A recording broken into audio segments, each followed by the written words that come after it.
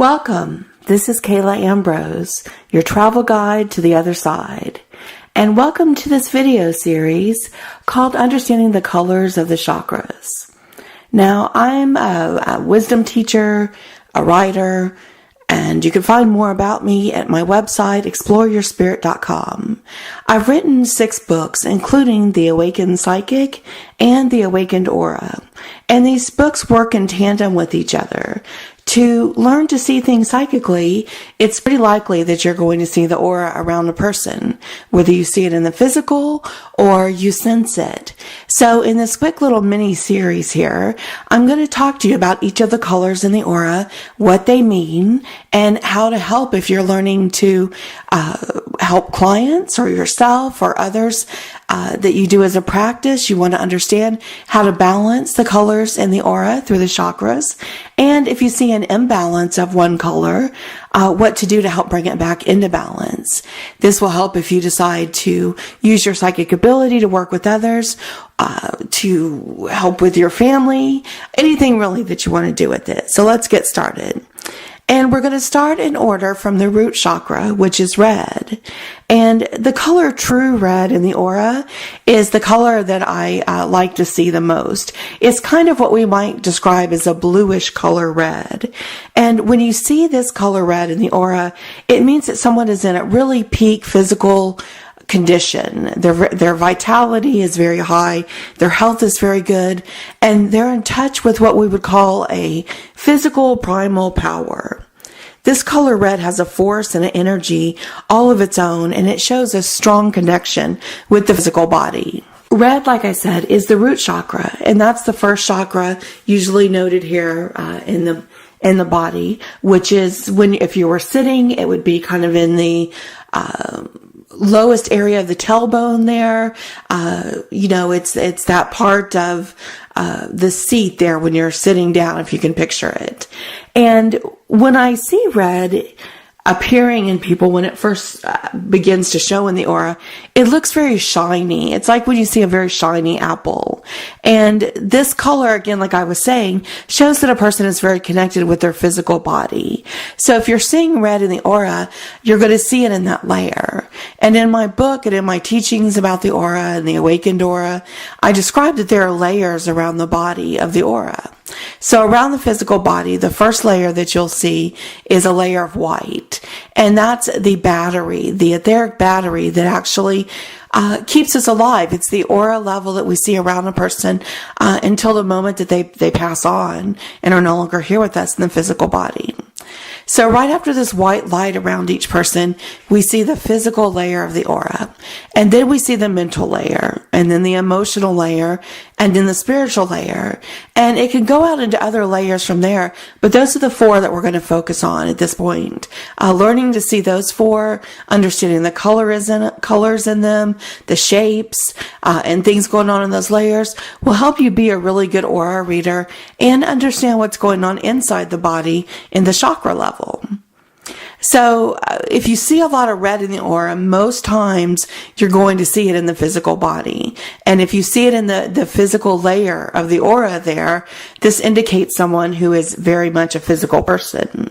If you see it in another layer, in the emotional, if you see a lot of red in the emotional layer, that person is very angry, extremely angry, and you probably don't want to be around them at that point because it's about to blow. It's bubbling to the surface. Think of it like a volcano about to burst and erupt. If you see it in the mental layer of the aura, then you're seeing someone who is holding a lot of repressed anger there with that. And you don't see red as much in the spiritual layer. It's just not a color that's seen as much because the spiritual layer is really connecting more with the higher realms of your soul and your being, and not as connected with the physical, which red is a very physical color in that way. If you do see it in the spiritual, though, pay attention to the colors that are surrounding it, because it'll be that combination of colors that will actually tell you what's going on there with the red. And you'll learn more as you learn more here about each color. You'll understand what those combinations and what it's saying to you. So when red is in balance, it's a very physical person who's also passionate, and they can be very creative and very sexual as well. You don't want to have too much red in the aura, though, where it's an overabundance of any color. You want to have that balance. But some people will have a very strong red aura. And I see those in people, especially in certain lines of work.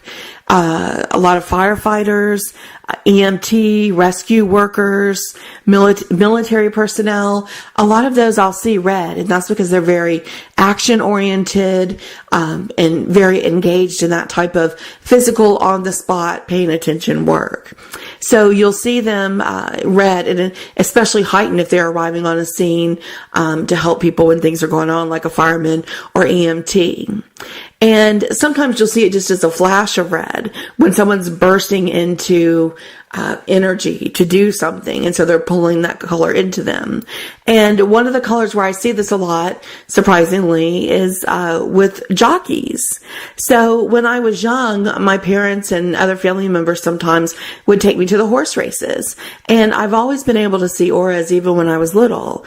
And so I would notice that when a jockey had a lot of bright red in his aura, that he seemed to win more often, especially if his aura was complementary with the horse that he was riding. So I would look at the aura of the horse and the aura of the jockey and see if they were, and it would mesh well together if they were in sync. And if they were, it was a really, really good chance that they were probably going to win the race. And if the aura of the jockey wasn't compatible with the horse, maybe the horse was a more yin, peaceful horse, it still didn't mean he couldn't be a winner. He just needed a different jockey that understood him and would mesh with him in that way, understand him more on a mental and emotional level. So if their colors were different like that, they didn't mesh well. And many times the jockey would be very frustrated and angry. He might be, a very good jockey, win a lot. But with this particular horse, he wouldn't because they just weren't compatible. And he would get more frustrated and the red energy would get more fierce around him and angrier, spread from the physical into the mental, the emotional layers. And I knew there was just little chance he was going to win the race. And even further, he and the horse just weren't going to have a good relationship or connection. So when I would see a jockey that would get angry like this, or when I was around someone who was angry, I would see this red color in the aura, but it would be flaring is what I would call it. I guess today I might call it like a solar flare. If you look at the sun and you see when the sun erupts and there's those solar flares that spurt out, or again, like a volcano when you see the lava. When I was little though, what it looked like to me was spaghetti sauce, when you would see spaghetti sauce cooking in a pot and the heat is turned up too high and you see little bits that would pop out and splatter on the stove and it's very bright red and it's bubbling and it's hot. And so when I see this bubbling action like this, I watch to see the other colors mixed with it. If it's a darker red, like with some black mixed in, there's anger. That person's angry, and like I said, it's a volatile situation. If it's bubbling in red, but more effervescent, lighter, almost like bubbles going out, that person's ready to have some fun. They're ready to go dancing. They're ready to do something very active. They're aroused. They're in that place. So, it's interesting because the color of red can be so different in what you see in a person and how it evolves. You can also see where red is lifting from that root chakra and raising up through higher parts of the body into the second chakra, mixing there with the orange color.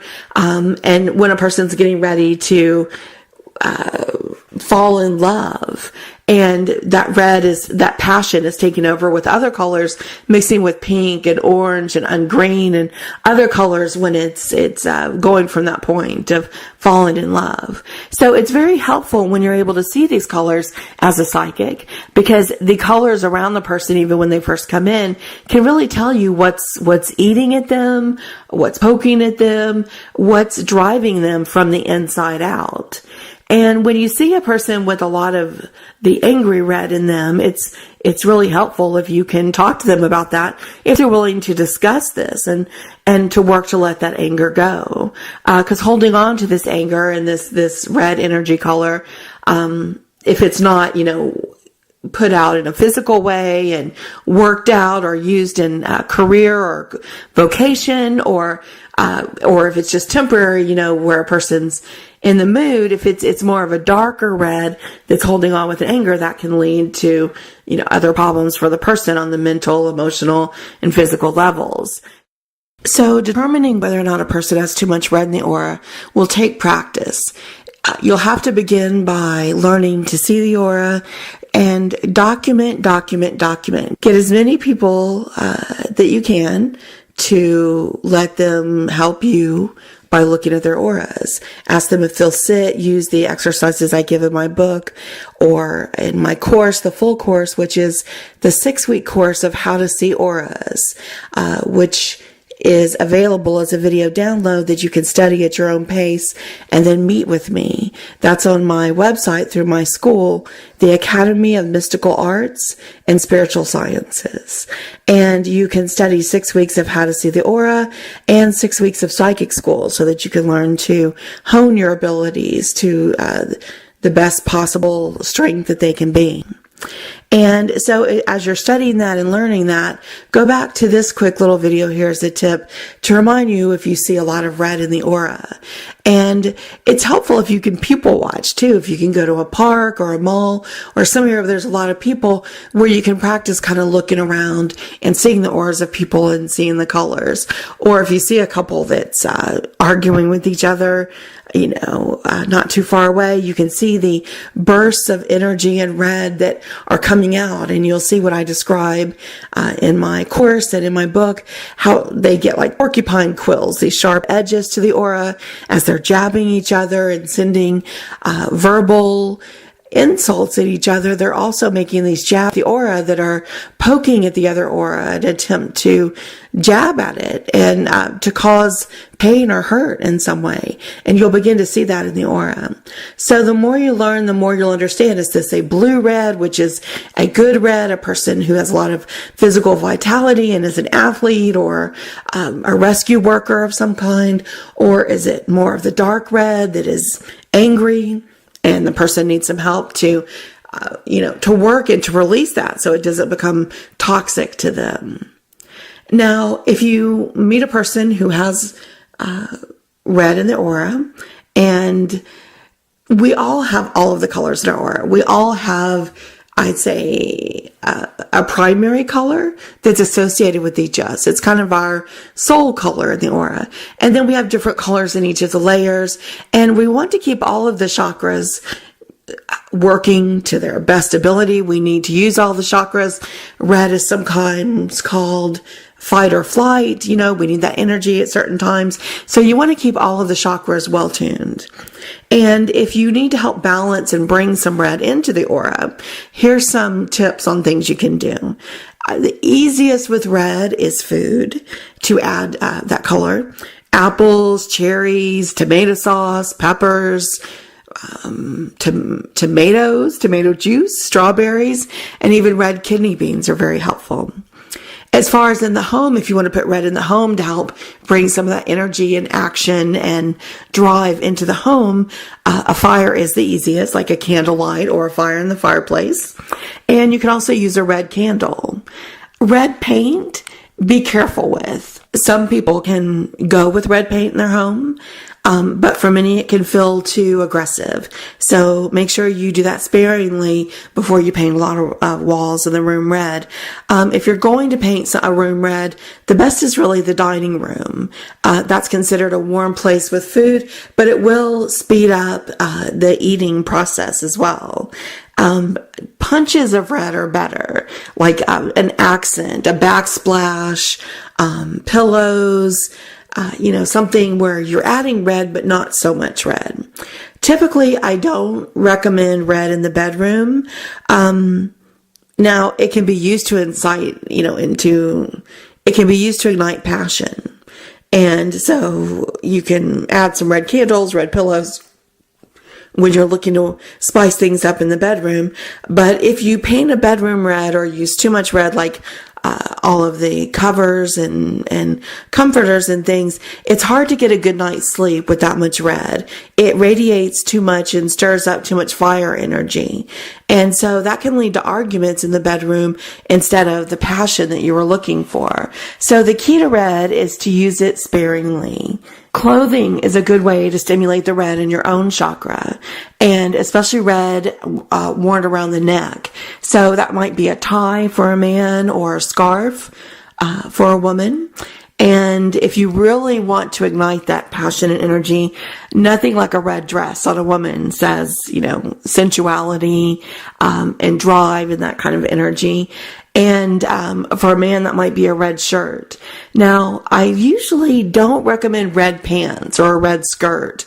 It actually reduces the energy flow. It kind of brings the fire down. The one exception I would say with that is red shoes. Red shoes for a woman really kind of starts that smoldering sensuality, that sexuality, and ignites sexual passion in that way. Gemstones, red jasper, ruby, garnet, red carnelian, and red coral. And also helpful with when you're wanting to bring down and lessen the energy of too much red, then go with something like obsidian or hematite that will absorb it and carry it and move it away.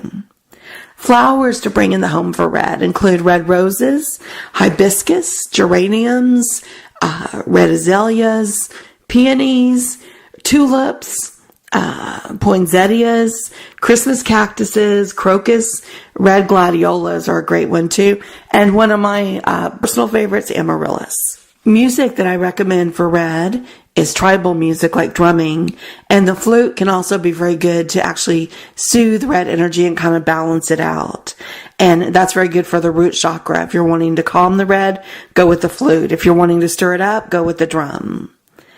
Activities that are good for the red chakra include spending time in nature, and mountains can be very good for that. But if there's an overabundance of the red energy, then do a lot of hiking. The hiking helps release that energy out through the root chakra, and will help balance it.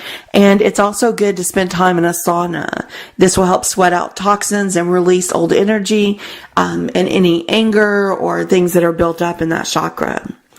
And if you're looking to add a little bit more red, that's longer lasting, so it's adding a general warmth instead of just trying to ignite to go do something very physical or very passionate, you're just looking to restore your root chakra with the red energy and keep that wheel of energy moving, then get your hands in the earth. Gardening and planting really restores and connects your body at the root level, and everything starts there at the root chakra. So grounding you again into the ground like that with the earth and stirring up and plant some red flowers if you want really will just help balance and bring some energy back to that root chakra. Now, if you've read my Awakened Aura book, you know that I've created a mantra to say with each of the chakra colors. And this is to help to bring back this balance in the aura. Here's the mantra for red. I am safe and protected. All is well in my world. I am grounded by the earth and filled with light and power. Change is the natural order of the world, and whatever changes I face, I am strong and handle them easily and comfortably.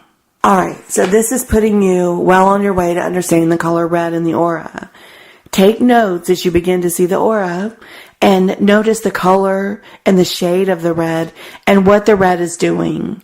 And make notes of any markers or symbols that you see around the aura and what layer that you're seeing them in. And then we can explore further. If you're taking my Awakened Aura course at my Academy of Mystical Arts and Spiritual Sciences, we'll go much deeper into these colors and how to work with them. But for now, this is just to get you started, to understand the red, and to practice balancing it, adding some red if you need to help the chakra, or letting some go so there's not too much of a buildup in the aura. Thanks for joining me. In the next video, we're going to discuss the second chakra and the color orange. This is Kayla Ambrose, your travel guide to the other side. For more information, visit my website, exploreyourspirit.com.